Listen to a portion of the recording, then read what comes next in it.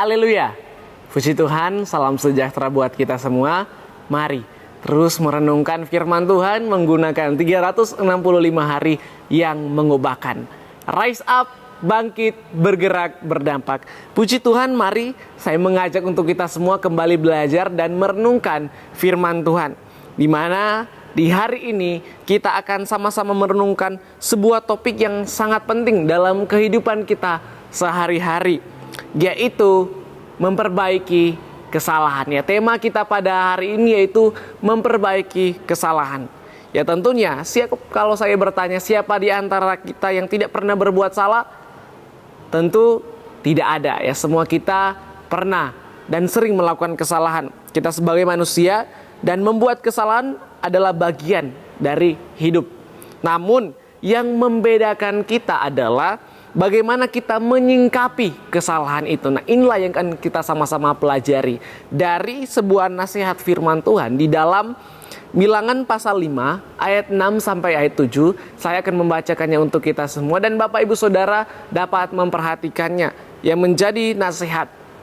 Berbicaralah kepada orang Israel, apabila seseorang laki-laki atau perempuan melakukan sesuatu dosa terhadap sesama manusia dan oleh karena itu berubah setia terhadap Tuhan, sehingga orang itu menjadi bersalah, maka haruslah ia mengakui dosa yang telah dilakukannya itu, kemudian membayar tebusan sepenuhnya dengan menambah 1/5, lalu menyerahkannya kepada orang terhadap siapa ia bersalah. Ya, puji nama Tuhan. Kita akan sama-sama mempelajarinya. Kalau kita melihat di observasi di mana hukum ini diberikan Tuhan Allah, peraturan ini diberikan Tuhan Allah kepada Musa, untuk supaya Musa dapat membagikan kepada bangsa Israel yang menjadi umat pilihan Allah. Yang dimana hukum ini diberikan untuk kemudian dapat mengatur bangsa Israel. Kalau mereka melakukan pelanggaran terhadap sesama, ya, melakukan dosa terhadap sesama yang juga dianggap sebagai ketidaksetiaan terhadap Tuhan, itu di ayat 6. Dosa yang diatur di sini bukan hanya sekedar konflik pribadi, tetapi pelanggaran yang melibatkan kerugian harta atau benda, pelanggaran dan juga pelanggaran sumpah. Ya, sering disebut sebagai dosa tidak setia, atau yang berarti bertindak tidak setia atau melanggar perjanjian. Nah, sehingga peraturan atau hukum terhadap sesama yang dimana hukum yang Tuhan berikan menegaskan bahwa kesalahan terhadap sesama manusia adalah juga kesalahan terhadap Allah. Melakukan kesalahan kepada manusia juga melakukan kesalahan kepada Allah. Dan ini merupakan ketaatan kepada Allah yang harus tercermin. Maksudnya kita harus melakukannya agar supaya ini menunjukkan ketaatan kepada Allah yang harus tercermin dengan memiliki hubungan yang adil dan baik dengan sesama tentunya. Ya, dengan meminta maaf, kemudian mengakui kesalahan dan ganti rugi. Singkatnya seperti itu. Nah, peristiwa ini terjadi di padang gurun Sinai. Setelah bangsa Israel menerima Taurat dan kemudian mendirikan kemah suci, kemudian Allah memberikan hukum ini kepada mereka. Tujuannya jelas, yaitu supaya Allah sedang mempersiapkan umatnya untuk menjadi bangsa yang kudus. Itu dapat kita lihat di perikop yang pertama.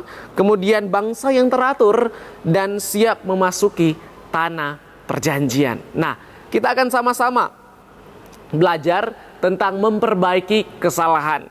Jika kita berbuat salah, firman Tuhan berkata kita memiliki kuasa untuk kemudian mulai memperbaiki setiap kesalahan yang ada. Tujuan Bilangan 5 ayat 6 sampai 7 yaitu harus ada pengakuan, kemudian perbaikan. Bukan hanya mengakui, tetapi juga kemudian memperbaiki atau bertanggung jawab. Nah, ayat ini mengajarkan kita dua langkah penting setelah kita berbuat salah, terutama kesalahan yang merugikan orang lain. Yang pertama, mengakui dosa atau mengakui kesalahan yang kemudian kita perbuat, yang mungkin mereka belum tahu. Kita belajar untuk mengakuinya. Harus ada pengakuan. Nah, langkah pertama dan yang paling mendasar adalah pengakuan. Ayat 7 mengatakan, haruslah ia mengakui dosa yang telah dilakukannya itu. Mengakui kesalahan bukanlah tanda kelemahan Bapak Ibu Saudara, melainkan tanda kekuatan dan kejujuran. Sekali lagi, mengakui kesalahan bukanlah tanda kelemahan, melainkan tanda kekuatan dan kejujuran. Saat kita mengakui, ya kita berhenti menyalahkan keadaan, kita berhenti menyalahkan orang lain, atau menyembunyikan kenyataan. Kita jujur kepada Tuhan dan kepada sesama, sehingga pengakuan membuka jalan bagi pengampunan dan pemulihan. Sehingga pesan bagi setiap kehidupan kita di poin yang pertama, yaitu jangan takut mengakui jika kita salah. Itu adalah awal dari perubahan. Jangan kita takut mengakui bahwa kita salah, tetapi kita belajar untuk jujur. Kemudian itu adalah awal dari perubahan. Sehingga poin yang kedua, yang dimana poin yang pertama kita mengakui atau ada pengakuan, poin yang kedua yaitu bertanggung jawab, membayar ganti kerugian, ya tentunya bertanggung jawab. Ini yang mungkin sering kita lupakan adalah perbaikan atau pemulihan. Ayat 7 melanjutkan, dan haruslah ia membayar ganti kerugian itu sepenuhnya dan menambahi 1/5, lalu menyerahkannya kepada orang yang dirugikannya itu. Ini adalah bagian terberat, namun sangat penting untuk kita perhatikan. Firman Tuhan tidak hanya meminta kita untuk mengakui atau meminta maaf, tetapi jika kesalahan kita merugikan orang lain, misalnya kita mencuri, merusak barang, menyebar fitnah yang merusak nama baik, atau berhutang, maka kata-kata maaf saja tidak cukup.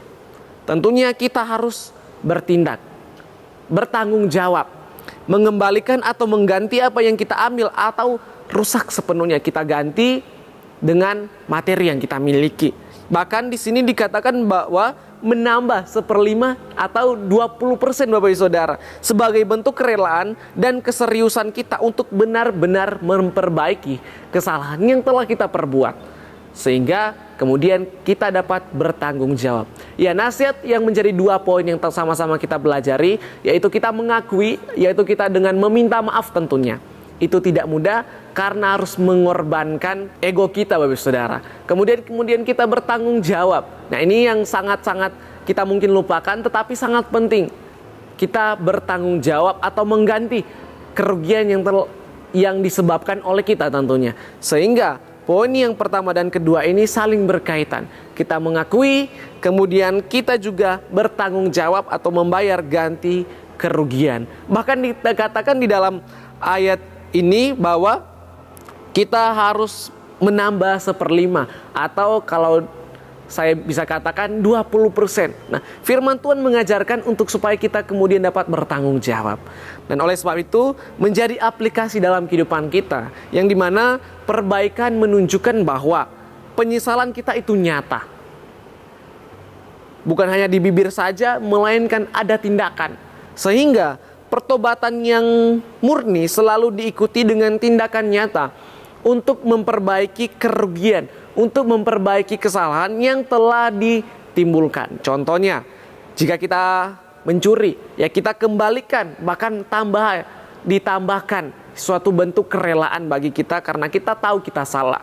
Jika kita merusak, ya tentunya kita ganti. Bahkan kalau menambahkannya berarti kita juga menambahi dari apa yang telah kita ganti rugi tersebut. Jika kita berbohong yang kemudian merusak reputasi seseorang, kita meminta maaf secara terbuka dan kita lakukan upaya nyata untuk memulihkan nama baik orang tersebut. Bahkan jika itu sulit, kita belajar untuk kita mengakui dan bertanggung jawab. Sehingga kita dapat pelajari Bapak Ibu Saudara bahwa hukum Tuhan di Bilangan 5 ayat 6-7 mengajarkan kita bahwa memang keselamatan melalui Yesus Kristus tidak membebaskan kita dari tanggung jawab kita terhadap sesama. Kita telah percaya, kita telah menerima keselamatan dari Yesus Kristus, tetapi tidak membebaskan kita dari tanggung jawab terhadap sesama. Kita perlu mengakui dan bertanggung jawab. Pengampunan Tuhan itu gratis, tetapi pertobatan kita harus kemudian menghasilkan buah, yaitu memperbaiki kesalahan dan kemudian dapat memulihkan hubungan yang ada. Sehingga ajakan bagi kita, marilah kita hari ini kemudian memeriksa hati kita. Apakah ada kesalahan di masa lalu yang belum kita perbaiki? Apakah ada hak orang lain yang belum kita kembalikan? Tentunya kita kemudian memperbaiki dan kita kemudian mengembalikan. Kalau ada mungkin uang yang kita pinjam, ya tentunya kita harus belajar untuk mengembalikannya dan seharusnya mengembalikan kepada orang yang telah kita pinjamkan tersebut.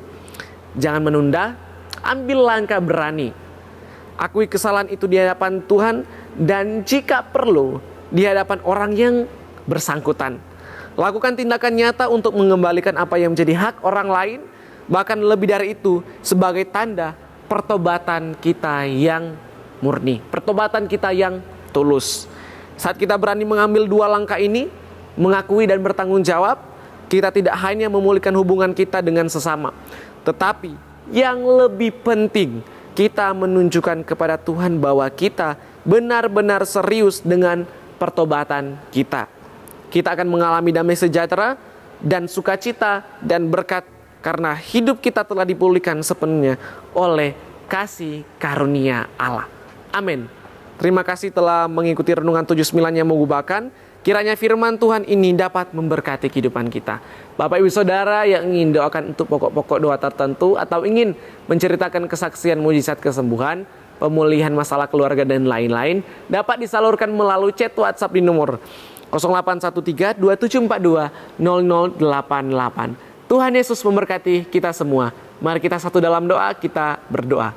Bapa yang baik, kembali kami mengucap syukur Tuhan atas setiap kebaikan, bahkan firman Tuhan yang boleh Tuhan berikan dalam kehidupan kami. Kami belajar Tuhan untuk mengakui kesalahan kami, dan juga kami belajar untuk kami bertanggung jawab atas kerugian yang mungkin kami lakukan terhadap orang lain. Mampukan kami Tuhan, Roh Kudus yang mampukan kami untuk supaya kami dapat melakukan firman Tuhan ini. Terima kasih Tuhan. Ya Tuhan, keluarga GPDI El Shaddai Magelang bersyukur karena Engkaulah jalan dan kebenaran dan hidup. Tidak seorang pun yang datang kepada Bapa kalau tidak melalui Engkau. Terpujilah nama-Mu Tuhan. Engkau memberkati keluarga GPDI El Shaddai Magelang dimanapun mereka pergi dan berada. Terima kasih Tuhan, terpujilah nama-Mu. Kami menyerahkan doa kami, kehidupan kami ke dalam tangan-Mu. Hanya di dalam nama Tuhan Yesus sajalah kami berdoa dan mengucap syukur. Haleluya. Amin.